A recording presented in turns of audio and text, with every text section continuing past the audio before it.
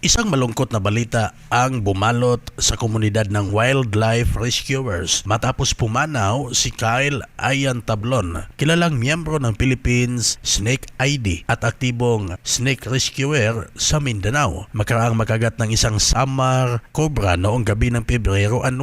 Ayon sa ulat ng kanyang mga kasamahan, ang nasabing cobra ay na-rescue ni Tablon isang araw bago ang insidente habang inililipat ang sugatang ahas patungo sa isang secure container para sa planong pagsuko sa Department of Environment and Natural Resources o DENR. Naganap ang hindi inaasahang aksidente base sa impormasyon dahil sa labis na pagod at kakulangan sa tulog. Mabilis na tumugon ang katawan ni Tablon sa bisa ng kamandag. Makalipas ang humigit kumulang 20 minuto, nakaranas siya ng disorientation at tuluyang nawala ng malay. Sa loob ng 30 minuto, agad siyang binigyan ng CPR at naiturok ang unang dose ng anti-venom. Sa kabila ng agarang pagsisikap na may salba ang kanyang buhay, hindi na siya nakaligtas. Nilinaon ng grupo na walang anumang pagtatanghal o free handling para sa aliwan ang naganap.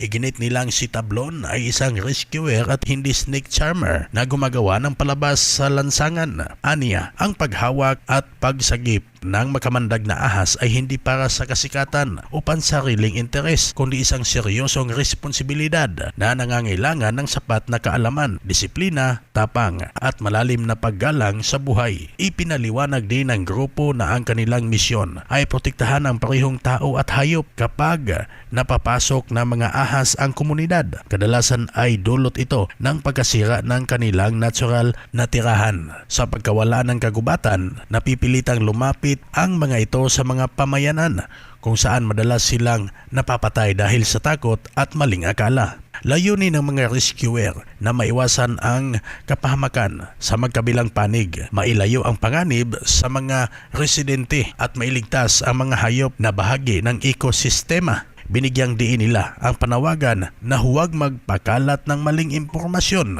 at igalang ang alaala ng kanilang kasamahan. Sa mensahe ng mga administrador ng grupo, inilarawan si Tablon bilang isang taong buong pusong naglingkod sa wildlife conservation at walang pag-iimbot na nagbahagi ng kaalaman upang makapagturo at makapagsalba ng buhay. Marami anilang buhay ang nailigtas at maraming tao ang na-inspire sa kanyang dedikasyon. Nagpaabot din sila ng taos-pusong pakikiramay sa pamilya at mga kaibigan ng nasawi sa kanyang pagpanaw.